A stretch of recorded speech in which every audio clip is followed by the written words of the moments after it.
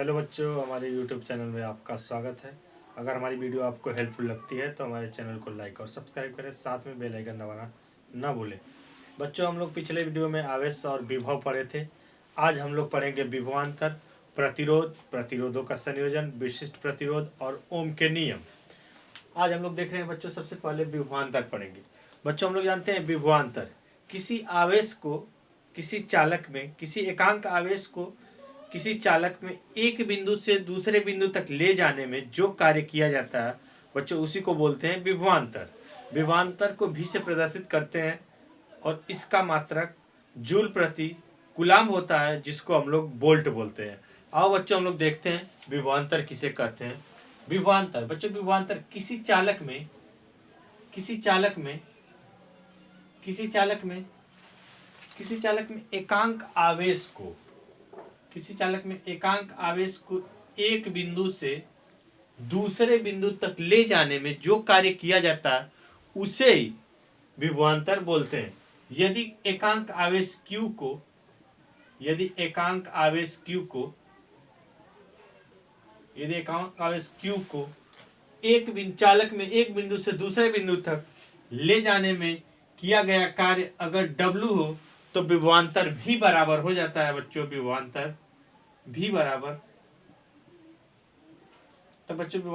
बराबर हो जाता है W/Q। इसी को हम लोग बोलते हैं विभवांतर, जिसका मात्रक होता है जूल प्रति कूलाम्ब। कार्य का मात्रक बच्चों होता है जूल और आवेश का मात्रक होता है कूलाम्ब, जिसको हम लोग वोल्ट के नाम से जानते हैं, जिसको हम लोग वोल्ट कहते हैं। ये होता है बच्चों विभवांतर। विभवांतर किसी एकांक आवेश को चालक में एक बिंदु से दूसरे बिंदु तक ले जाने में जो कार्य किया जाता है उसे ही विभवांतर बोलते हैं। यदि एकांक आवेश Q को एक बिंदु से दूसरे बिंदु तक ले जाने में W कार्य किया जाता है तो विभवांतर भी बराबर W/Q होता है, जिसको वोल्ट बोलते हैं। इसका मात्रक वोल्ट होता है, विभवांतर का मात्रक वोल्ट होता है। अब बच्चों हम लोग देखेंगे प्रतिरोध। ये होगा पहला। दूसरा प्रतिरोध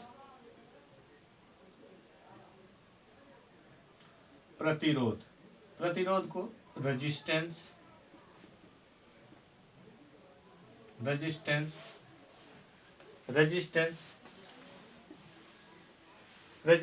सबसे पहले बच्चों हम लोग समझेंगे कि प्रतिरोध किसको बोलते हैं। प्रतिरोध किसी चालक का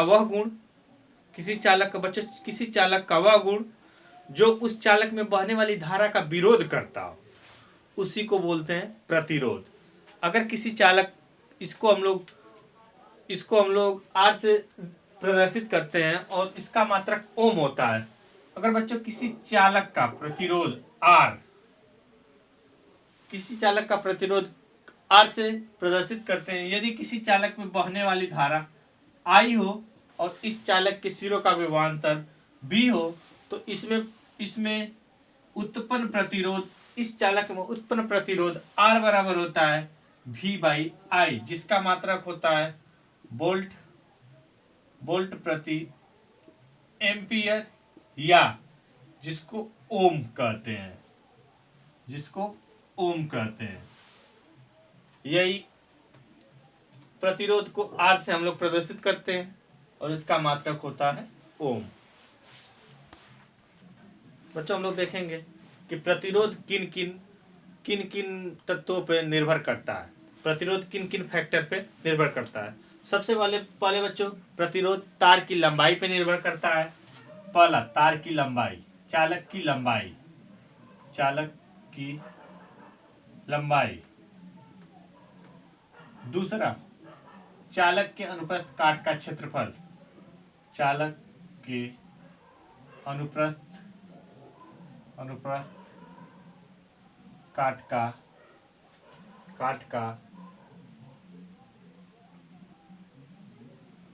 का क्षेत्रफल। तीसरा पदार्थ की प्रकृति।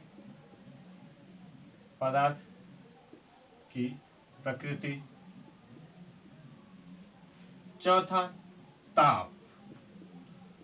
ताप बच्चों किसी चालक का प्रतिरोध मुख्य रूप से 4 चीजों पे निर्भर करता है। पहला चालक की लंबाई, दूसरा चालक का अनुप्रस्थ काट का क्षेत्रफल, तीसरा पदार्थ की प्रकृति कि चालक किस पदार्थ से बना हुआ है, चौथा चालक का तापमान कि चालक का तापमान कितना है। यदि किसी चालक की लंबाई जितनी ज्यादा होगी बच्चों, जिस चालक की लंबाई जितनी ज्यादा होगी उसका प्रतिरोध उतना ही अधिक होगा। यानी हम कह सकते हैं कि चालक का प्रतिरोध चालक की लंबाई के अनुक्रमानुपाती है। अनुक्रमानुपाती है क्या? पहला चीज चालक की लंबाई, चालक की लंबाई कि जिस चालक की लंबाई जितनी ज्यादा होगी उस चालक का प्रतिरोध उतना ही ज्यादा होगा। यदि चालक की लंबाई कम होगी तो चालक का प्रतिरोध कम होगा। यानी हम कह सकते हैं बच्चों कि चालक का प्रतिरोध चालक की लंबाई पे निर्भर करता है। चालक का प्रतिरोध R is directly proportional to length of the conductor. यानी चालक की लंबाई के अनुक्रमानुपाती होता है। चालक का प्रतिरोध चालक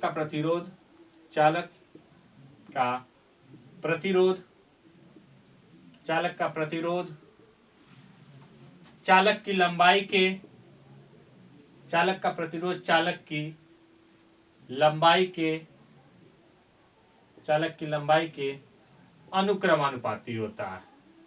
अनुक्रमानुपाती होता है। यानी जिस चालक की लंबाई जितनी अधिक होगी उस चालक का प्रतिरोध उतना अधिक होगा। यदि चालक की लंबाई कम होगी तो चालक का प्रतिरोध कम होगा। अब हम लोग देखेंगे बच्चों दूसरा सेकंड, चालक के अनुप्रस्थ काट का क्षेत्रफल। जितना चालक के अनुप्रस्थ काट का क्षेत्रफल से मतलब है चालक की लंबाई जितना मोटा होगा तार उतना ही उसका प्रतिरोध कम होगा, और तार जितना ही पतला होगा उतना ही तार का प्रतिरोध ज्यादा होगा। यहाँ हम लोग देखते हैं दूसरा पॉइंट, चालक के अनुप्रस्थ काट का क्षेत्रफल। चालक के अनुप्रस्थ काट का क्षेत्रफल। बच्चों हम लोग जानते हैं कि चालक जितना मोटा होता है उसका प्रतिरोध उतना ही कम होता है, और चालक जितना पतला होता है उसका प्रतिरोध उतना ही ज्यादा हो सकता है यानी हम लोग कह सकते हैं कि अगर चालक मोटा है तो उसका प्रतिरोध कम है, और चालक पतला है तो उसका प्रतिरोध ज्यादा है। यानी प्रतिरोध अगर ज्यादा है तो उसकी मोटाई कम है, अगर उसकी मोटाई ज्यादा है तो प्रतिरोध कम है। यानी एक दूसरे में उल्टा संबंध है, जिसको हम लोग बोलते हैं इनवर्सली प्रोपोर्शनल, व्युत्क्रमानुपात अनुपात है। यानी चालक का प्रतिरोध R जो निर्भर करता है उसके अनुप्रस्थ काट के क्षेत्रफल के व्युत्क्रमानुपात पर निर्भर करता है। किस पर निर्भर करता है बच्चों? चालक का प्रतिरोध चालक के अनुप्रस्थ काट के व्युत्क्रमानुपात पर निर्भर करता है। किस पे? चालक का प्रतिरोध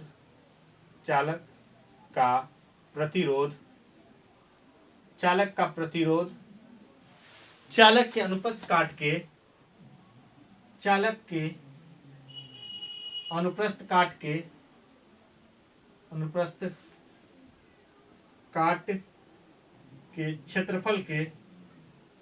क्षेत्रफल के व्युत्क्रमानुपाती होता है।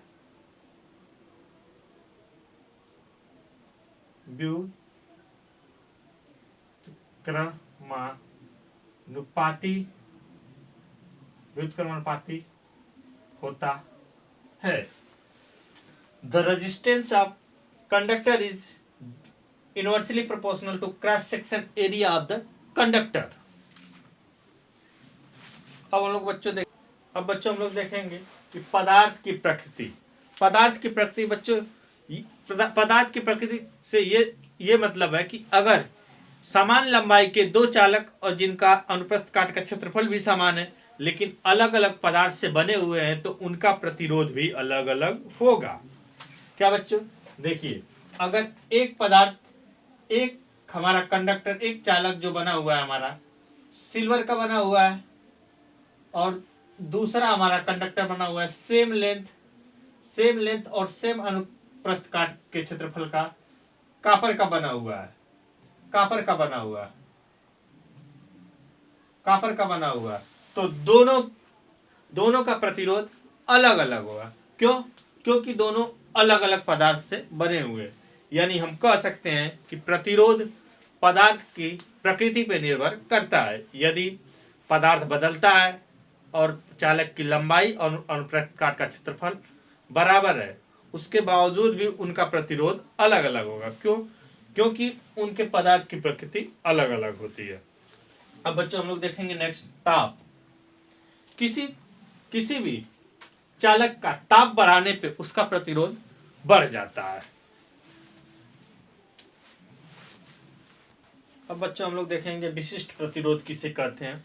विशिष्ट प्रतिरोध बच्चों हम लोग जानते हैं किसी चालक का प्रतिरोध चालक की लंबाई के अनुक्रमानुपाती होता है, इन्वर्सली प्रोपोर्शनल होता है, तथा चालक के अनुप्रस्थ काट के क्षेत्रफल के व्युत्क्रमानुपाती होता है, यानी क्रॉस सेक्शन एरिया के इन्वर्सली प्रोपोर्शनल होता है।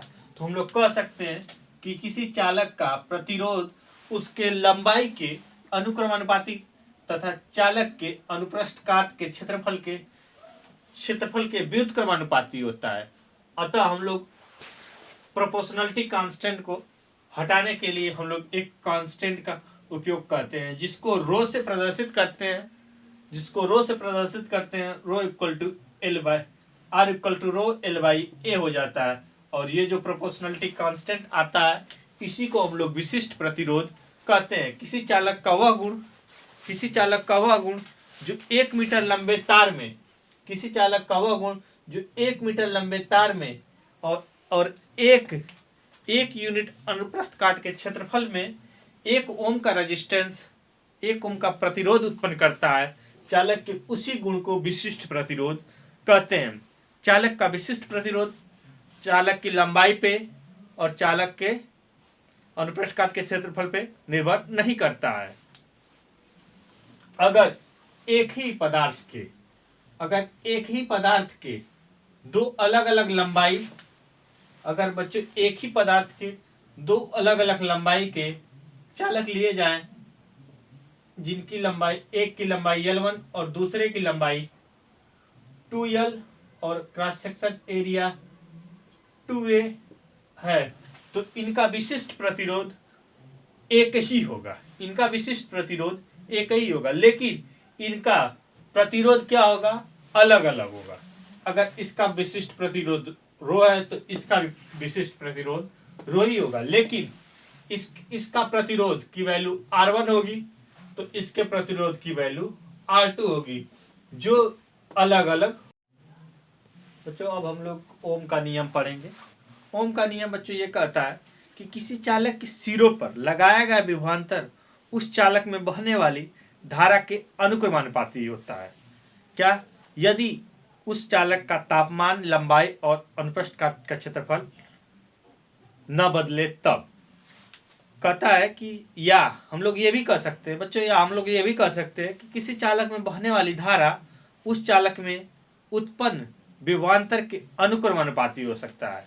देखिए बच्चों क्या है, किसी चालक में बहने वाली धारा उसमें उत्पन्न विभवांतर के अनुक्रमानुपाती होता है, या किसी चालक के सिरों पर लगाया गया विभवांतर, इसमें बहने वाली धारा I के अनुक्रमानुपाती होता है। हम लोग जानते हैं कि V equal to I R into I। Proportionality constant हटाने के लिए हम लोग एक नियतांक लगाते हैं R, उसी को हम लोग बोलते हैं प्रतिरोध। R बराबर हमारा हो जाता है V बाई I, और प्रतिरोध का मात्रक होता है वोल्ट प्रति एम्पियर। जिसको हम लोग ओम से जानते हैं, जिसको हम लोग ओम से जानते हैं। यही है ओम का नियम, यही है ओम का नियम। बच्चों ये अक्सर ही 1 या 2 नंबर में पूछा जाता है। बच्चों अब हम लोग प्रतिरोधों का संयोजन पढ़ेंगे कि प्रतिरोध कैसे जुड़ते हैं। सबसे पहले प्रतिरोध हम लोग पढ़ेंगे श्रेणी क्रम संयोजन और दूसरा समांतर क्रम संयोजन। दो ही तरह से देखेंगे बच्चों हम लोग कि श्रेणी क्रम का मतलब एक सिरा अगर दूसरे अंतिम सिरे से जुड़ा हुआ है तो ऐसे जुड़ाव को हम लोग क्या बोलते हैं, श्रेणी क्रम। अगर ये R1, ये R2 और ये R3 प्रतिरोध है तो इसमें बहने वाली धारा क्या होती है, अगर इसमें बहने वाली धारा I है तो पूरे संयोजन में, पूरे परिपथ में धारा क्या होगी, समान होगी। तो हम लोग कह सकते हैं कि जो श्रेणी क्रम में प्रतिरोध होता है वो R सीधा जुड़ जाता है R1 plus R2 plus R3 के बराबर होता है, R1 plus R2 plus R3 के बराबर होता है। और इस संयोजन में क्या होती है, धारा धारा क्या होती है, धारा समान होती है। धारा क्या होती है बच्चों, समान होती है। इसी प्रकार हम लोग देखेंगे समांतर क्रम संयोजन। बच्चों प्रतिरोध का समांतर क्रम संयोजन में क्या होता है, विभवांतर क्या होता है, समान होता है। विभवांतर क्या होता है, समान होता है। अगर ये R1 है, ये R2 है तो इसका तुल्य प्रतिरोध होता है 1/R equal to 1/R1 plus 1/R2। और इसमें क्या विभवांतर क्या होता है, समान होता है। विभवांतर क्या होता है, विभवांतर समान होता है। ये मुख्य रूप से बात याद रखने की है। दो ही प्रकार का संयोजन होता है, एक श्रेणी क्रम संयोजन और एक दूसरा समांतर क्रम। श्रेणी क्रम संयोजन सीधा होता है R इक्वल तुल्य प्रतिरोध, श्रेणी क्रम में तुल्य प्रतिरोध होता है R equal to R1 plus R2 plus R3। तुल्य प्रतिरोध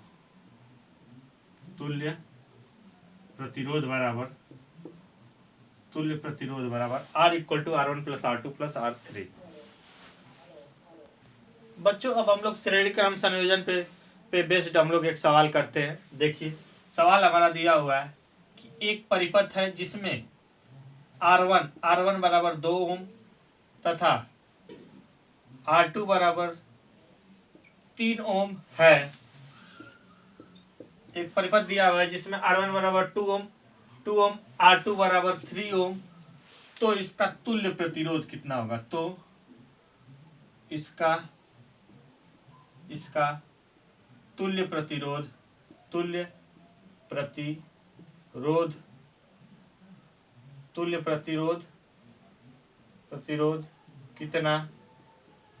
कितना होगा। बच्चों हम लोग जानते हैं तुल्य प्रतिरोध ये कैसा संयोजन है, समांतर क्रम संयोजन है। समांतर क्रम संयोजन में तुल्य प्रतिरोध R बराबर होता है R1 प्लस R2। तो ये हो जाएगा R तुल्य प्रतिरोध R इक्वल टू तुल्य प्रतिरोध R equal to R1 plus R2। R1 की वैल्यू कितनी है बच्चों, 2 ओम प्लस R2 की वैल्यू 3 ओम, ये हो जाएगा 5 ओम। अब बच्चों हम लोग एक समांतर क्रम संयोजन पे लेते हैं। समांतर क्रम हमारा सवाल दिया हुआ है, एक परिपथ है जिसमें